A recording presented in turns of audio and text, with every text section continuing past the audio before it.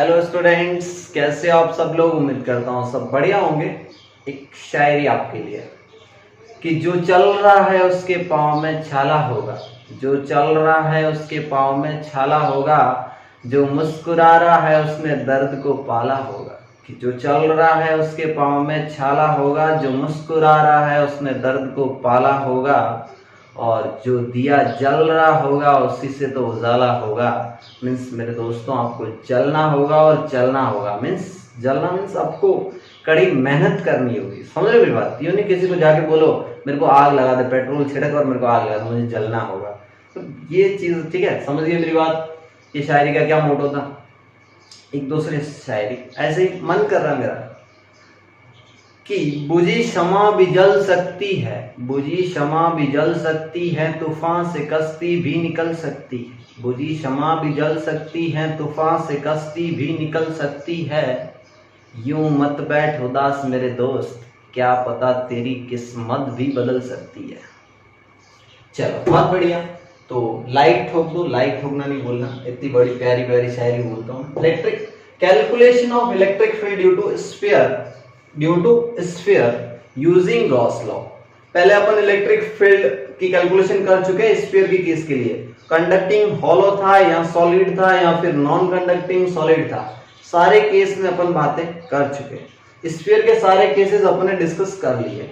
But अब Gauss law से, Gauss law मैंने कल बताया था, बहुत बहुत बहुत वेरी वेरी इंपॉर्टेंट लॉ है इलेक्ट्रोस्टैटिक में। तो गॉस लॉ सिंपली क्या कहता है, गॉस लॉ आपको फ्लक्स से आइडिया देता है, इलेक्ट्रिक फ्लक्स। और इलेक्ट्रिक फ्लक्स कुछ यूं लिखा था, electric flux is basically integration of E dot ds equal to Q in upon epsilon naught, equal to Q in upon epsilon naught. ये गॉस लॉ है और ये इलेक्ट्रिक फ्लक्स है। इन दोनों को रिलेट कराया था गॉस बाबा ने। समझने की कोशिश करना, ये flux only due to inside charge, जो गॉसियन सरफेस होगी और क्लोज होनी चाहिए। कैसे होनी चाहिए, क्लोज होनी चाहिए। तो Q इन क्लोज सरफेस का, और ये इलेक्ट्रिक फील्ड है ना, इलेक्ट्रिक फील्ड, ये due to all charges inside the surface and outside the surface. सभी चार्जेस की वजह से इलेक्ट्रिक फील्ड, ऑल चार्जेस की वजह से। कौन से चार्जेस की वजह से, ऑल चार्जेस की वजह से। और Q इन है वो सिर्फ इनसाइड वाले चार्ज, सरफेस के इनसाइड वाले, ओनली इनसाइड चार्जेस। कुछ समझ में आया नहीं आया? तो गॉस लॉ आपको अच्छे से आगे डेफिनेशन लिखाना मैंने सिखा दिया था कि अंदर वाला चार्ज इंटू 1/ε0 मल्टीपल कर देना इसका। तो गॉस लॉ अच्छे से आ गया। गॉस लॉ की वजह से अपन एक पॉइंट चार्ज की वजह से उसके अराउंड स्फेरिकल सरफेस मानी थी, गॉसियन सरफेस। जो भी सरफेस होती है उसको गॉसियन सरफेस बोलते थे। फिर लाइन चार्ज की वजह से, फिर शीट की वजह से, लाइन चार्ज के अराउंड अपन ने सिलेंड्रिकल गॉसियन सरफेस मानी थी। उसके बाद उसमें भी अपन ने सिलेंडर माना था इनफाइनाइट शीट में, नॉन कंडक्टिंग इनफाइनाइट शीट में सिग्मा अपॉन 2 एप्सिलॉन नॉट आया था। आज अपन स्फीयर की बात करेंगे। अब स्फीयर दो टाइप के होते हैं, पहला हॉलो स्फीयर, दूसरा सॉलिड स्फीयर। पहला 1 बाय 1 केस करेंगे, फटाक से हेडिंग डाल दो, calculation of electric field due to sphere using Gauss law. सारे बच्चे हेडिंग डाल दो। अब स्फीयर दो टाइप के, एक तो तुम्हारा हॉलो, एक तो तुम्हारा कौन सा स्फीयर, हॉलो, दूसरा तुम्हारा सॉलिड स्फीयर। कौन सा स्फीयर, सॉलिड स्फीयर। अब हॉलो में भी दो टाइप, या तो तुम्हारा कंडक्टिंग स्फीयर होगा और या फिर तुम्हारा नॉन कंडक्टिंग स्फीयर होगा, यस और नो। और सॉलिड में भी दो केस, या तो तुम्हारा कंडक्टिंग स्फीयर होगा या फिर तुम्हारा नॉन कंडक्टिंग स्फीयर होगा। देखो ये बहुत इंपॉर्टेंट है, यही बोर्ड में पूछा जाता है अगर पूछा जाए तो। ये दोनों केस बहुत ही, ये तीनों केस सिमिलर होते हैं। रीजन, क्योंकि अगर ये कंडक्टर है, अगर ये कंडक्टर है ना, सॉलिड भले, स्फीयर भले सॉलिड है, लेकिन कंडक्टर को जो भी चार्ज देता है आउटर सरफेस पे रिजाइड करता है। कहां पे रिजाइड करता है, आउटर सरफेस पे। ये लाइन कॉपी के ऊपर मैंने लिखवा दी है कि all charge given to a conducting body reside outer surface of it, मतलब ओनली आउटर सरफेस पे रहेगी। तो कहने का मतलब ये तीनों केस सिमिलर होंगे। तो इनमें से किसी एक की स्टडी कर लेंगे, उसके बाद अपन आगे बढ़ते हैं, ठीक है। तो सबसे पहले कंडक्टिंग हॉलो स्फीयर की बात करते हैं। हटा रहा हूं ये चीज, चलो।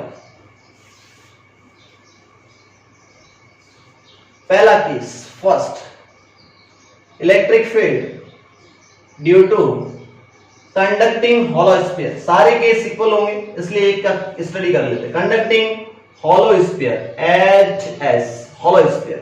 तो फटाक से आपके पास एक हॉलो स्फीयर है और इस पे चार्ज Q गिवन है। इस पे चार्ज कितना गिवन है? Q गिवन है। इसकी रेडियस R गिवन है। कितनी गिवन है? R गिवन है। आपको क्या करना है? इलेक्ट्रिक फील्ड की कैलकुलेशन करनी है। पहला केस होगा R ग्रेटर देन R के लिए, दूसरा केस होगा आपका R इक्वल टू R के लिए, एंड तीसरा केस होगा आपके लिए R लेस देन R। अच्छा, तो मैं पहले R ग्रेटर देन R के लिए कर रहा हूं, तो इसके लिए मेरे को गॉसियन सरफेस कंसीडर करनी पड़ेगी। तो मैं यहां से R डिस्टेंस पे गया और एक स्फेरिकल गॉसियन सरफेस, ये वाली मैंने ली स्फेरिकल गॉसियन सरफेस, ऐसे आपको बोर्ड में लिखना है स्फेरिकल गॉसियन सरफेस। कैसी surface? Spherical Gaussian surface by applying Gauss law. First case की बात कर रहे हैं। बाय अप्लाइंग गॉस लॉ क्या होगा गॉस लॉ से? Total flux equal to integration of E ds, और ये क्लोज सरफेस के लिए ऐसा लिखा मैंने E ds equal to Q in upon epsilon not.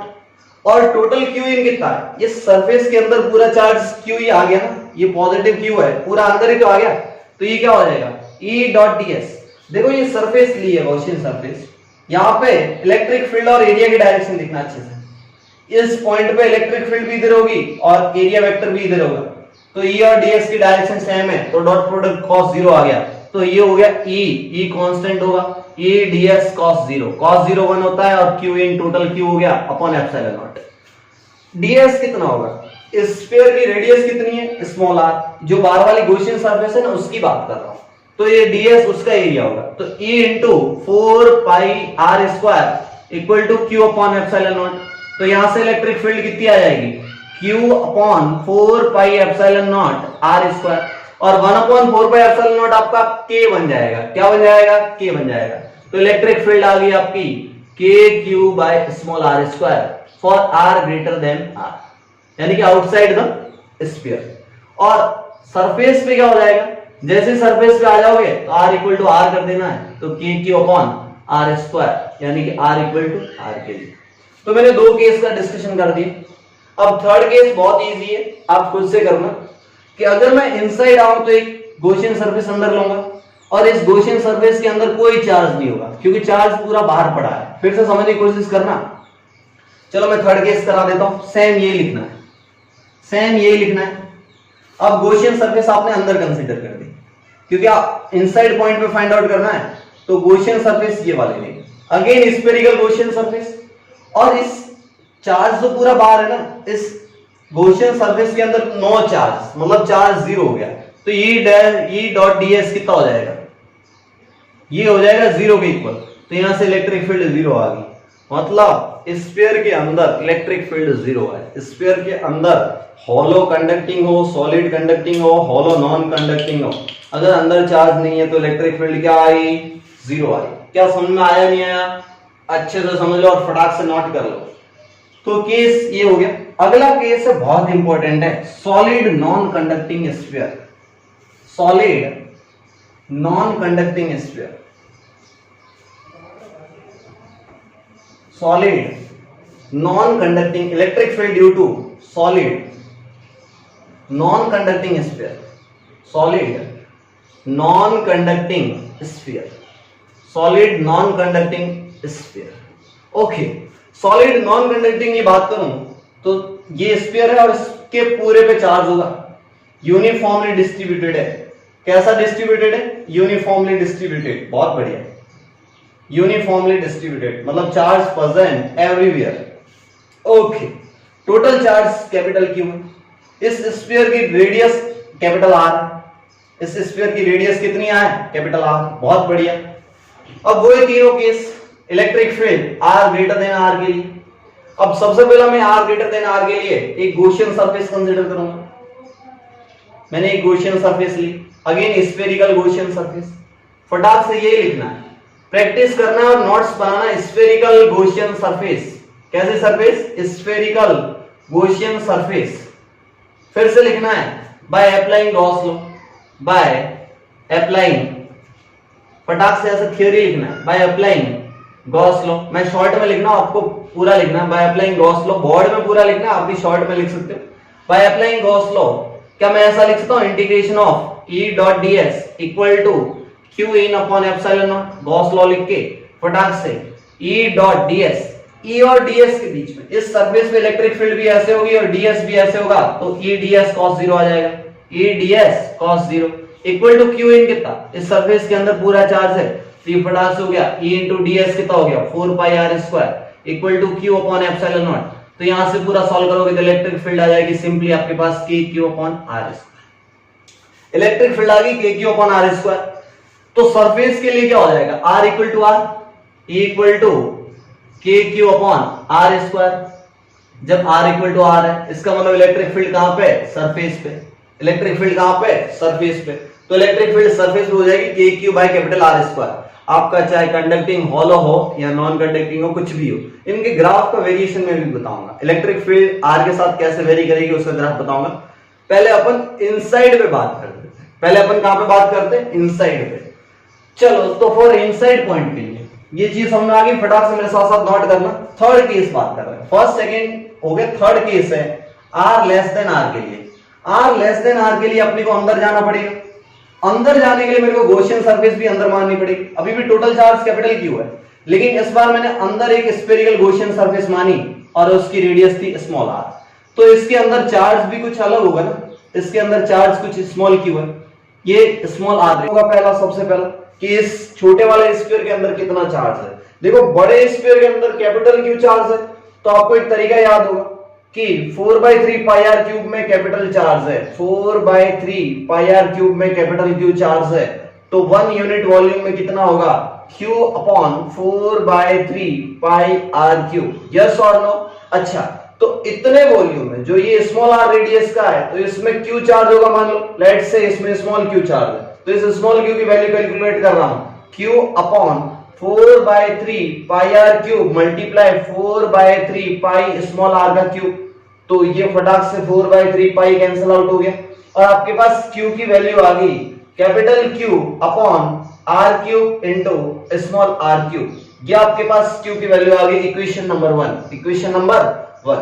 अब क्या करोगे, अगेन अप्लाइंग गॉस लॉ, ये आपने गॉसियन सरफेस कंसीडर की थी अंदर वाले स्मॉल आर वाली, तो इसको आप बोल सकते हो अगेन गॉसियन सरफेस। कैसे सरफेस, गॉसियन सरफेस, बहुत बढ़िया। आगे बढ़ते हैं, applying Gauss law by applying Gauss law by applying Gauss law. Applying Gauss law क्या होगा, फटाक से ये लिखोगे integration of E dot DS equal to Q in upon epsilon naught. तो देखो इस सरफेस के अंदर ये जो गॉसियन सरफेस कंसीडर की है, इस सरफेस के अंदर तो स्मॉल क्यू चार्ज होगा, क्योंकि टोटल क्यू तो बड़े स्फीयर में, छोटे वाले स्फीयर में स्मॉल क्यू के बराबर चार्ज है, ठीक है। तो अब क्या करेंगे, यहाँ पे इलेक्ट्रिक फील्ड देखो परपेंडिकुलर होगी अंदर वाले चार्ज की वजह से, और एरिया भी ऐसे होगा। अच्छा, एरिया और इलेक्ट्रिक फील्ड के बीच का एंगल 0 मतलब 0 डिग्री, तो cos 0 आएगा डॉट प्रोडक्ट में। अच्छा, तो यहां लिखोगे E into 4 pi small R square cos 0 degree equal to Q in कितना है, capital Q upon R cube into small R cube upon epsilon naught. Okay, तो यहां से इलेक्ट्रिक फील्ड कितनी आ गई, ये 4 पाई आर स्क्वायर, देखो ये आर स्क्वायर आर क्यूब से कैंसिल आउट होकर सिर्फ आर बच गया, तो आपको मिला क्या, Q upon 4 pi epsilon naught R cube और ऊपर मिला आर।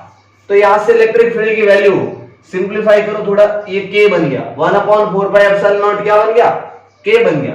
तो ये हो गया K cube upon capital R cube into small R into क्या, स्मॉल आर। फटाक से ये चीज समझ में आई, इलेक्ट्रिक फील्ड आई K cube upon R cube into small R. कहने का मतलब अंदर electric field proportional to R होगा, क्योंकि ये वाली सारी चीज कांस्टेंट है, K constant, capital Q constant, capital radius constant, capital R क्या कांस्टेंट। तो साफ साफ पता चला कि inside electric field proportional to R होगी।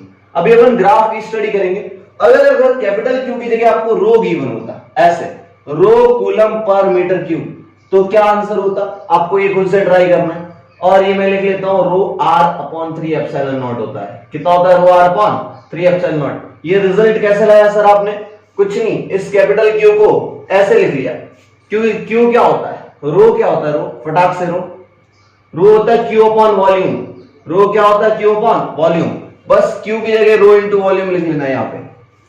क्यू की जगह रो इंटू वॉल्यूम लिख लेना, और वॉल्यूम होता 4/3 पाई आर क्यूब। देखो आर क्यूब कैंसिल हो जाएगा और फाइनल रिजल्ट आ जाएगा rho R upon 3 epsilon not.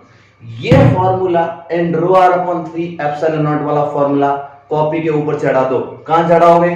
Copy के ऊपर। अब इनके ग्राफ देखते हैं, ये बोर्ड में पूछा जाने वाला इंपॉर्टेंट टॉपिक है। चलो फटाक से मैं ग्राफ दिखा रहा हूं, ग्राफ फटाक से देखो ग्राफ कैसा होगा। इस सॉलिड स्फीयर के लिए ग्राफ कैसा होगा? देखो इस बार इलेक्ट्रिक फील्ड इनसाइड जीरो नहीं आई, मतलब ग्राफ ऐसा होगा। सॉलिड स्फीयर के केस में ग्राफ बना रहा हूं, इलेक्ट्रिक फील्ड वर्सेस आर का। कौन से स्फीयर के लिए? इस नॉन कंडक्टिंग सॉलिड के लिए। तो देखो प्रोपोर्शनल टू आर आ रहा है, पहले आर इक्वल टू आर तक। आर इक्वल टू आर तक कैसे आ रहा है? Proportional to R, proportional to R. Surface पे मैक्सिमम हो जाता है, उसके बाद इनवर्सली प्रोपोर्शनल टू 1/r² हो जाता है। तो ये फटाक से सबको ग्राफ याद होना चाहिए। हॉलो के केस में आप थोड़ा पीछे जगह मिले तो वहां लिख लेना। हॉलो के केस में हॉलो कंडक्टिंग हो, हॉलो नॉन कंडक्टिंग हो या सॉलिड कंडक्टिंग हो, तीनों केस में बता रहा हूं। हॉलो कंडक्टिंग, नॉन कंडक्टिंग और सॉलिड कंडक्टिंग और सॉलिड कंडक्टिंग, इन तीनों केस का ग्राफ यही रहेगा। इलेक्ट्रिक फील्ड वर्सेस आर का, इलेक्ट्रिक फील्ड वर्सेस आर का। अंदर तो इलेक्ट्रिक फील्ड जीरो, अंदर इलेक्ट्रिक फील्ड जीरो मतलब आर इक्वल टू आर पे जाके इलेक्ट्रिक फील्ड जीरो होगी, और उसके जस्ट सरफेस पे आ जाओगे तो इलेक्ट्रिक फील्ड वापस k/r² हो जाएगी और इनवर्सली प्रोपोर्शनल टू ये फॉलो करेगा। और ये वाली वैल्यू कितनी हो जाएगी? kq divide by capital R²।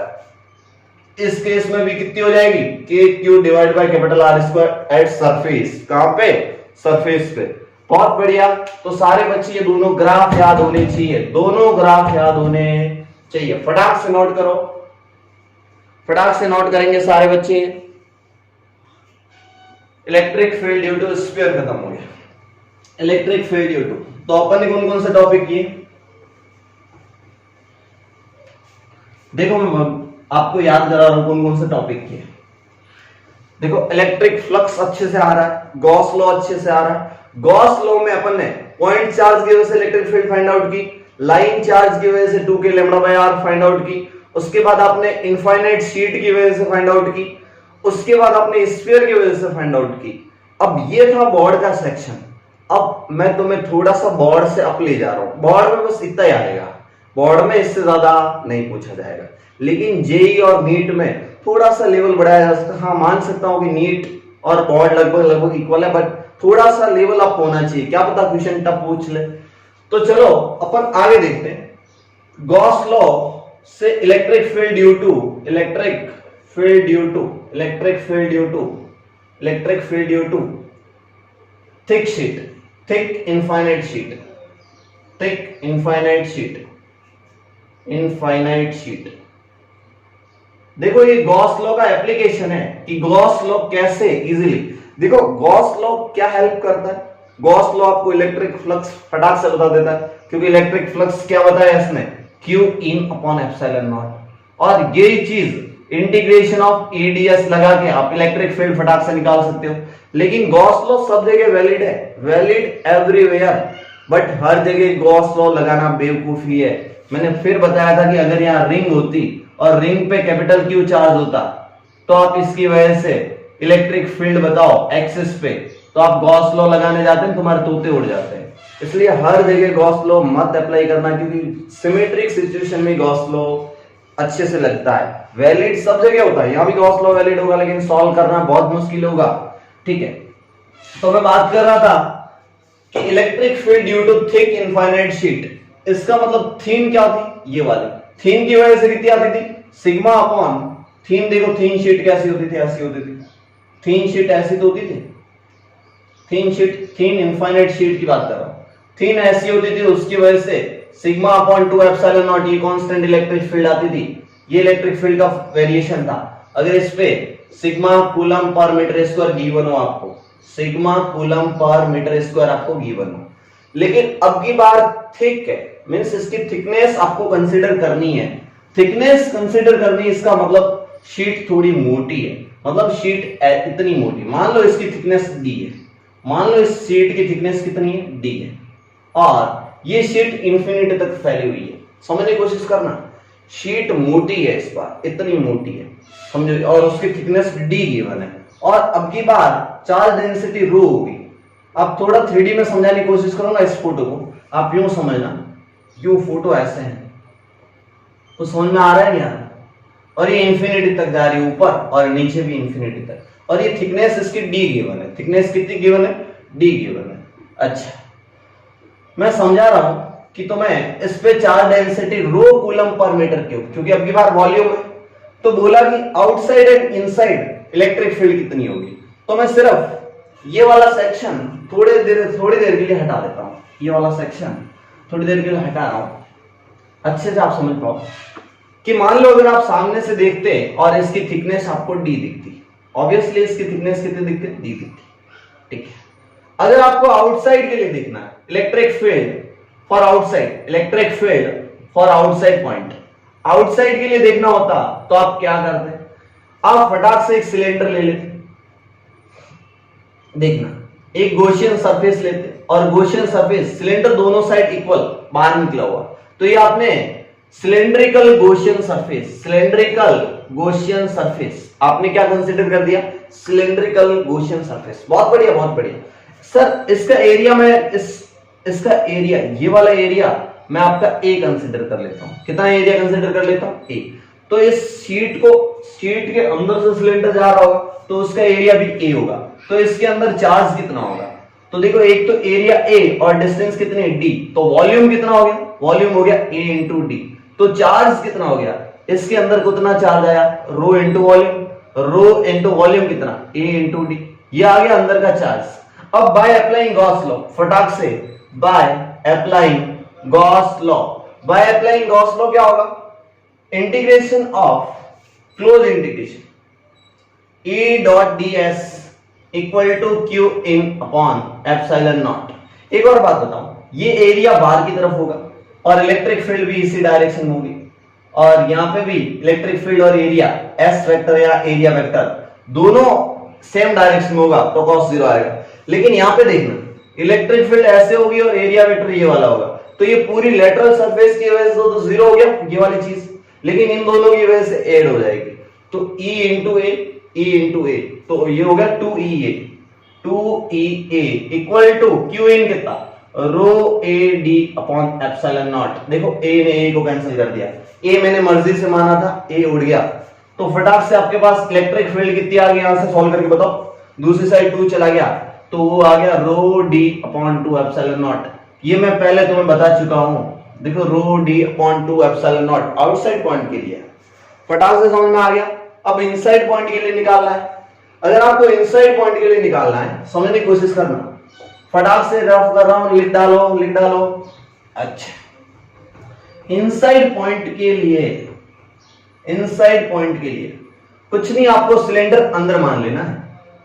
ये जो शीट है ना, शीट के अंदर एक छोटा सा सिलेंडर ले लो, छोटा सा सिलेंडर शीट के अंदर ले लो, यहां पे सेंटर से आर डिस्टेंस पे, सेंटर से कितने डिस्टेंस पे? आर डिस्टेंस पे।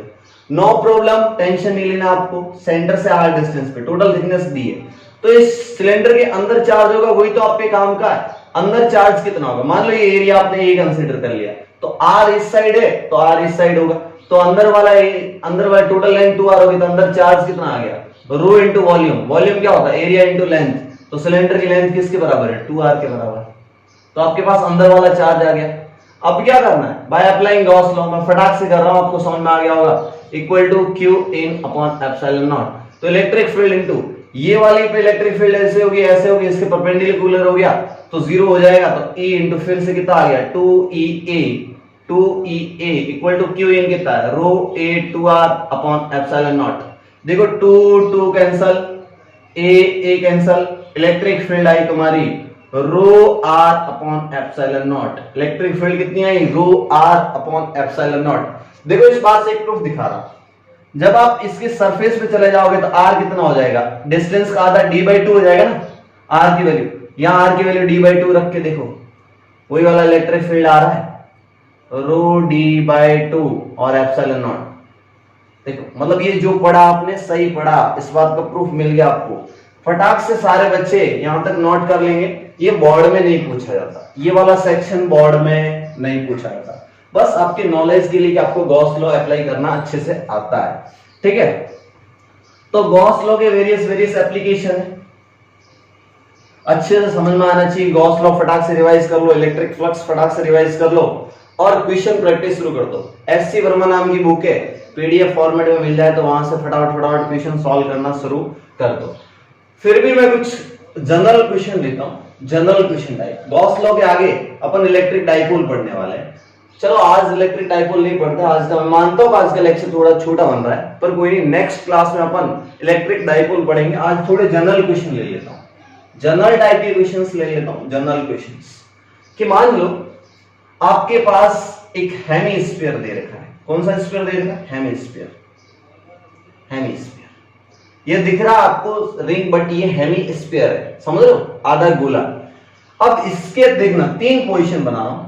एक बार मैंने क्या किया, चार्ज को यहां रखा, सेंटर से थोड़ा सा ऊपर। दूसरा फोटो यही सेम है। अब की बार मैंने सेंटर पे ही चार्ज रख दिया क्यू।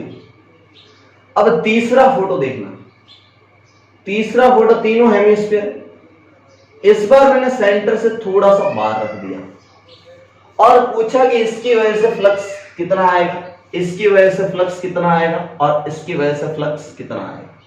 देखो विजिबल है ना, वो लास्ट वाला फोटो विजिबल है? अच्छा विजिबल है, हाँ। तो इस केस में आप समझो कि हेमिस्फेरिकल सरफेस है, क्लोज सरफेस, तो पूरा चार्ज क्लोज सरफेस के जस्ट अंदर है, तो इलेक्ट्रिक फ्लक्स आ जाएगा Q अपॉन एप्सिलॉन नॉट। बहुत इजी इक्वेशन हो गया।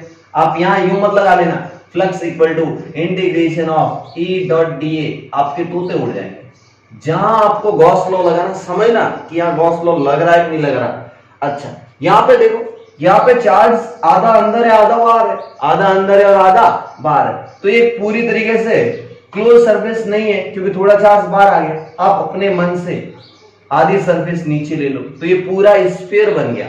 सर इस केस में क्यों स्फीयर नहीं बनाया? क्योंकि ऑलरेडी चार्ज अंदर है ना, तो स्फीयर बनाने की क्या जरूरत है। इसमें स्फीयर का नीचे वाला पार्ट लगा दिया तो अब टोटल फ्लक्स कितना आ जाएगा? Q upon epsilon not. पर आपको तो टोटल नहीं चाहिए ना, ऊपर वाले आधे से चाहिए, नीचे वाले आधे से नहीं चाहिए, तो सिर्फ ऊपर वाले आधे से कितना हो जाएगा? फाई की वैल्यू हो जाएगी, उसका आधा आंसर, इसका आधा आंसर, Q/2 एप्सिलॉन नॉट। आप दूसरे तरीके से भी कर सकते हो, आधा चार्ज अंदर है आधा चार्ज बाहर है। इसमें देखो, इसमें चार्ज है ही नहीं, इस सरफेस के बाहर ही चार्ज है। अगर बाहर अंदर कोई चार्ज नहीं है, जीरो चार्ज है, तो फ्लक्स भी जीरो आ जाएगा। क्या आपको समझ में आया नहीं आया? फटाक से सारे बच्चे नोट कर लेंगे, फटाक से ये क्वेश्चन नोट कर लो, ये वाला क्वेश्चन नोट कर लो। ये हेमिस्फीयर है। कैसे स्फीयर है? आधे गोले, हेमिस्फीयर। तीनों के तीनों हेमिस्फीयर थे, मैंने कैसे डिस्कस किया, फटाक से देख डालो। चलो आगे बढ़ते हैं, नेक्स्ट क्वेश्चन, नेक्स्ट क्वेश्चन की तरफ बढ़ते हैं। Question number second, question number second, question number second बोल रहा है कि आपके पास एक बाउल है, हेमिस्फीयर अगेन। अब की बार इलेक्ट्रिक फील्ड लाइंस ऐसे जा रही है, इलेक्ट्रिक फील्ड लाइंस ऐसे जा रही है, तो आपको पूछा कि नेट फ्लक्स कितना होगा, आपको पूछा फाई नेट कितना होगा, तो आंसर होगा 0। ऐसा क्यों? क्योंकि इलेक्ट्रिक फील्ड लाइंस किसका आइडिया देता है? नंबर ऑफ लाइंस का, number of electric field lines का। देखो number of electric field lines जितनी अंदर घुस रही है उतनी तो आउट जा रही है। Entering line, out going line, मतलब जितनी लाइन अंदर जा रही है उतनी लाइन बाहर निकल रही है, मतलब नेट फ्लक्स 0 होगा। नेट फ्लक्स कितना होगा? 0 होगा। क्या समझ में आया नहीं आया? फटाक से देखो, नेट फ्लक्स कितना हो जाएगा? 0 हो जाएगा। अगर मेरी बात समझ में नहीं आया तो मैं तुम्हें समझाने की कोशिश करता हूं। इलेक्ट्रिक फील्ड कांस्टेंट है, तो यहाँ पे इलेक्ट्रिक फील्ड की डायरेक्शन ये होगी और एरिया वेक्टर क्या होगा? सेंटर से लाइन वाली परपेंडिकुलर होगा एरिया वेक्टर। देखो ये एंगल 90 से ज्यादा होगा। इस पॉइंट पे देखना, इलेक्ट्रिक फील्ड ऐसे और एरिया वेक्टर देखो यहां होगा, तो एक बार क्या होगा? एरिया और ई का पॉजिटिव आएगा, क्योंकि cos 90 से ज्यादा होता है नेगेटिव हो जाता है। ये वाला कुछ पॉजिटिव होगा, ये वाला कुछ नेगेटिव हो जाएगा। समझ में आ रहा नहीं आ रहा? Positive negative, positive negative, total flux 0 आ जाएगा किसी भी पॉइंट पे देखोगे, क्योंकि देखो ये सिमिलरिटी की वजह से फ्लक्स 0 आता है। दूसरी लाइन लिख लो कि number of lines, number of lines, number of lines entering, number of lines entering equal to number of lines, number of lines outgoing. जाने वाली लाइन और आने वाली लाइन बराबर है, इसके लिए नेट फ्लक्स जीरो हो गया, इसलिए फाई नेट क्या हो गया, जीरो हो गया। बहुत बढ़िया, आगे और क्वेश्चन करते हैं, कुछ और क्वेश्चन करते हैं। एक बहुत ही प्यारा क्वेश्चन करा रहा हूं, बहुत ही प्यारा क्वेश्चन नंबर मैं करा रहा हूं आपको 3rd। बहुत प्यारा क्वेश्चन है, आपको अच्छे समझना। आपने पिरामिड देखे, पिरामिड, स्क्वायर पिरामिड, अगर मैं यह नहीं बना पाऊं अच्छे से तो टेंशन मत लेना, बट समझने की कोशिश करना कि स्क्वायर पिरामिड है, स्क्वायर पिरामिड है, स्क्वायर नहीं है, चलो जस्ट पिरामिड ले लेना, स्क्वायर लेने की कोई जरूरत नहीं, पिरामिड है, आप समझने की कोशिश करना। देखो पिरामिड है, स्क्वायर मत बोलो, पिरामिड क्या है, पिरामिड, पिरामिड समझ। देखना, ये पिरामिड बना दिया, क्या बना दिया, पिरामिड। सारी सरफेस जो इसकी सरफेस, पिरामिड समझना कैसे बनता है, एक सरफेस ऐसे, दूसरी सरफेस ऐसे, तीसरी सरफेस ऐसे और चौथी सरफेस नीचे, और ये चारों की चारों सरफेस इक्वली, मतलब इनका एरिया इक्वल है, ठीक है, एरिया सबका इक्वल है, एरिया सबका इक्वल है, एरिया सबका क्या है, इक्वल है। और इस पिरामिड के सेंटर पे क्यों चार्ज रख दिया, पिरामिड के सेंटर पे क्यों चार्ज रख दिया। फिर पूछे कि इस नीचे वाली सरफेस से कितना फ्लक्स पास करेगा, इस सरफेस से, इस सरफेस का नाम दे देता हूं ए बी सी, तो phi through A B C, phi through A B C कितना होगा। तो कॉमन सेंस है कि एक पिरामिड क्लोज है तो टोटल फ्लक्स कितना होगा, फाई टोटल कितना हो जाएगा, फाई टोटल हो जाएगा सर, टोटल चार्ज अंदर अपॉन एप्सिलॉन नॉट। तो इस एक सरफेस से कितना निकलेगा, टोटल सरफेस पिरामिड की कितनी, 4, 1 2 3, एक नीचे वाली 4, तो 1/4 हो जाएगा। तो फाई थ्रू एबीसी निकालना है क्योंकि एक ही सरफेस है, तो 1/4 क्यू अपॉन एप्सिलॉन नॉट। क्या आपको ये आंसर समझ में आया, नहीं आया, मतलब आपको जस्ट सिमेट्री आनी चाहिए, थोड़ा बहुत नॉलेज, खोपड़ा चलाना है एंड गॉस लॉ लगाना है, तो फ्लक्स के केस में बहुत सारे क्वेश्चन इजीली बन जाते हैं। अब एक इंपॉर्टेंट टॉपिक समझा के चला जाता हूं, कल पढ़ेंगे, वेरी वेरी वेरी इंपॉर्टेंट, जो बोर्ड में पूछा जाता है, इलेक्ट्रिक डाइपोल। तो इलेक्ट्रिक डाइपोल के लिए रेडी रहना, और एक सॉलिड एंगल का कॉन्सेप्ट पढ़ जाना, ये बोर्ड में नहीं है पर ये वन लाइन आंसर देता है, सॉलिड एंगल। कैसा angle, solid angle, solid angle. आपने आज तक पढ़ दिया नॉर्मल एंगल पढ़ दिया, कौन सा एंगल, ये वाला। मान लो ये एंगल होता था, तो मान लो ये एंगल थीटा होता था और इसकी रेडियस आर होती थी, तो आर्क लेंथ कितनी होती थी, R into theta. Arc length क्या होती थी, तो इसको बोलते थे प्लेन एंगल। थीटा क्या है, प्लेन एंगल।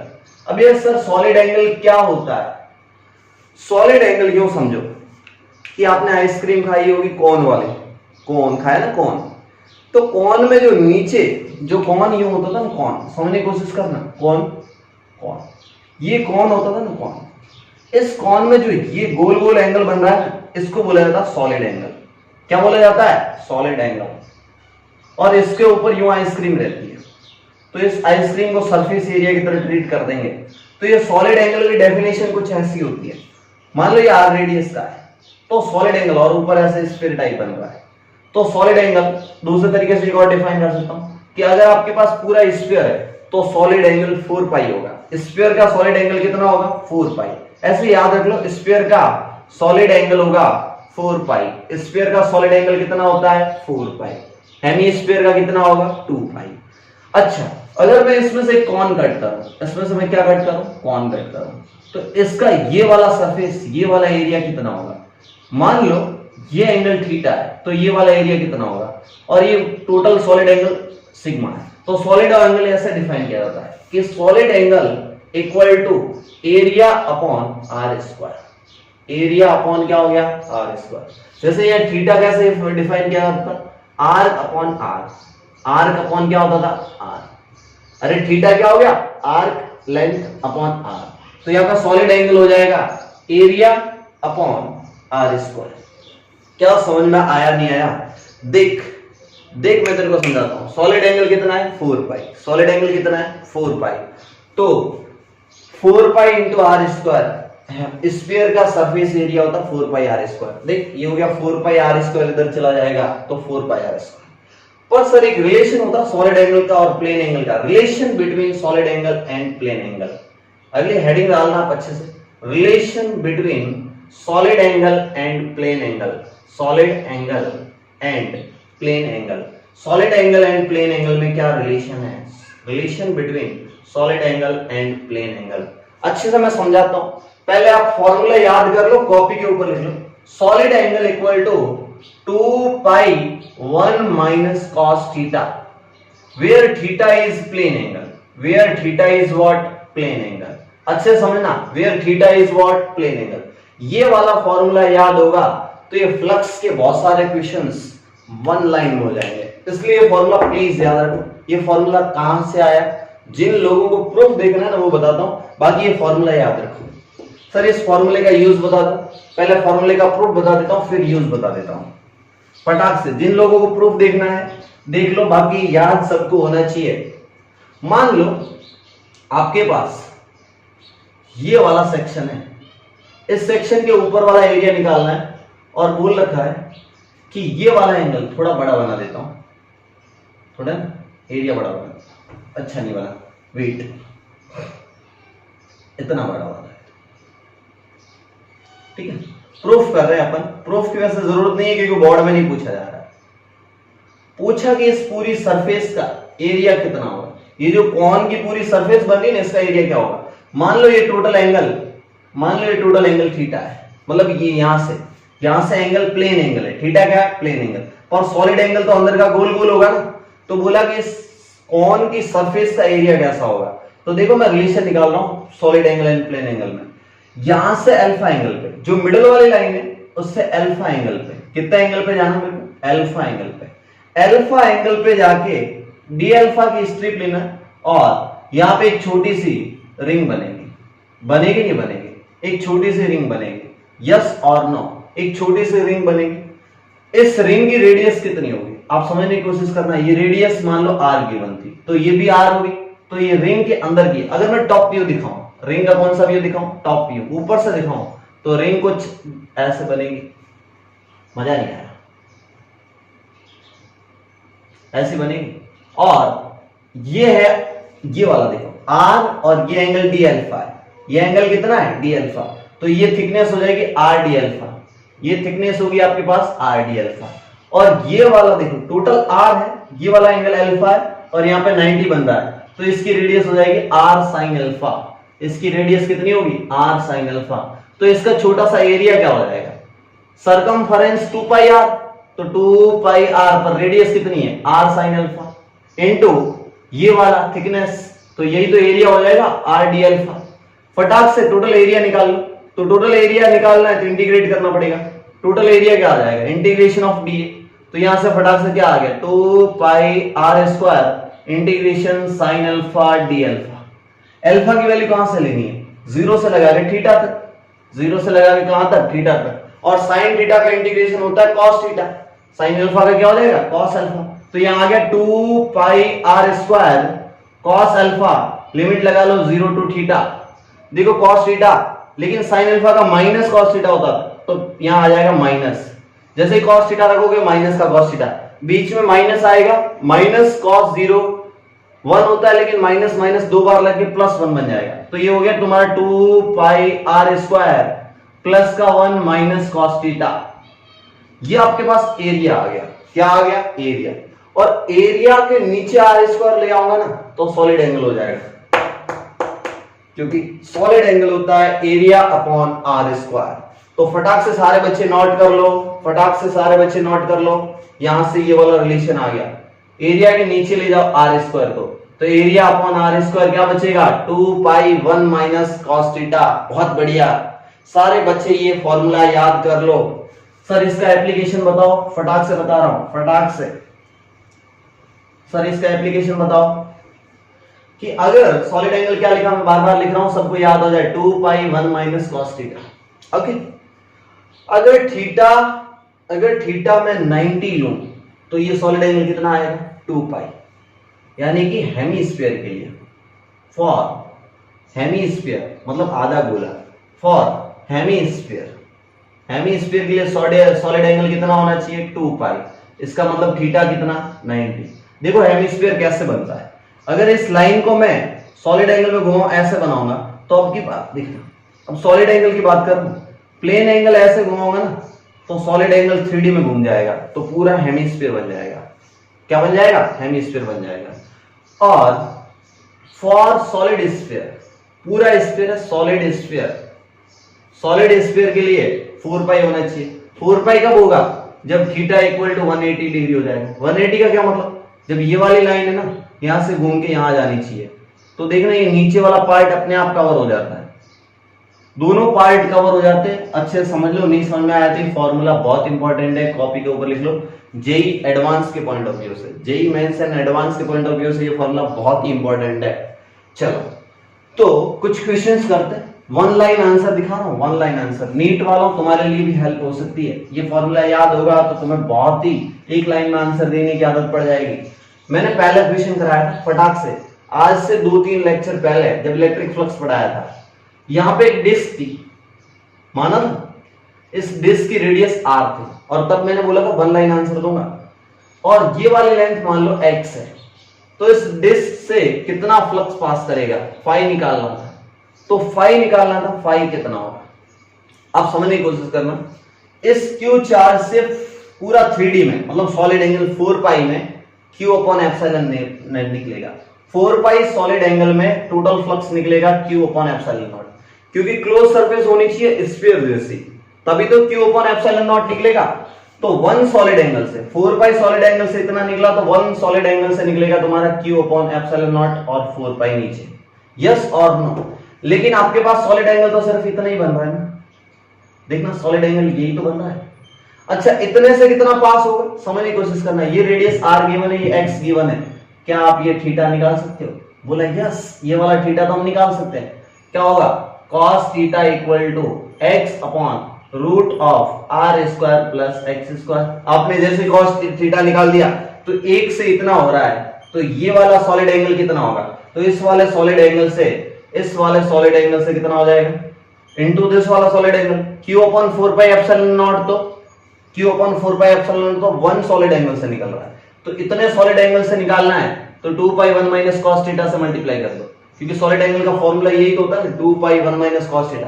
देखो पाई 2 कैंसिल, नीचे बचा 2, तो आपके पास आया Q upon 2 epsilon naught 1 minus cos theta. ये आपके पास फ्लक्स आ गया, और cos थीटा की वैल्यू ये वाली पुट कर दो, आपका वही आंसर आ जाएगा। जिस दिन मैंने इंटीग्रेशन करवाया था कि अल्फा एंगल पे गया था, इलेक्ट्रिक फील्ड ली थी, एरिया वेक्टर लिया था, फिर ये वाला एंगल थीटा, ये सब कुछ करके फ्लक्स निकाला था। आप सीधा वन लाइन आंसर, कितनी line answer? One line answer. दूसरा एक और क्वेश्चन फटाक से, क्वेश्चन ये हो गया फर्स्ट, सॉलिड एंगल पे क्वेश्चन था फर्स्ट, क्वेश्चन फर्स्ट हो गया, फटाक से सारे बच्चे नोट कर लेंगे। क्वेश्चन सेकंड क्वेश्चन करा। सेकंड क्वेश्चन ये था कि आपका एक सिलेंडर है, समझने की कोशिश करना बच्चों, मजा आए तो ही बोलना। अगर मैं सेंटर पे Q चार्ज रख दूं और इसकी रेडियस r दे दूं, फिर बोलोगे इस लेटरल सरफेस से, सिलेंडर की लेटरल सरफेस से फाई थ्रू लेटरल